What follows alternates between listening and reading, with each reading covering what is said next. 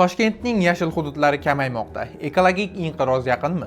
Toshkent bugun shiddatli urbanizatsiya va ekologik muvozanat chegarasida turibdi. Yashil hududlar kamayishi ayniqsa Yakkasaroy, Mirzo Ulug'bek va Yunusobod tumanlarida ko'rinyapti. Bu esa nafaqat shaharning, balki uning ekologik holatini ham xavf ostiga qo'ymoqda. Toshkentning yashil hududlari 2000-yilda shahar maydonining 23.5% ni tashkil etgan bo'lsa, 2024-yilda bu ko'rsatkich atigi 11.4% ga tushib qolgan. Bu orada Mirzo Ulug'bek va Sergeli tumanlarida yashil hududlar 40% ga qisqargan. Yashil zonalar o'rtasidagi bog'lanishning uzilishi, ya'ni vegetatsion fragmentatsiya ham jiddiy muammo bo'lib qolmoqda. Bunda Chilonzor, Yakkasaroy va Shayxontohur tumanlaridagi yashil maydonlar kichik bo'laklarga ajratilgan. Bu ekologik bog'liqlikni pasaytirib, bioxilma-xillikning kamayishiga olib kelmoqda.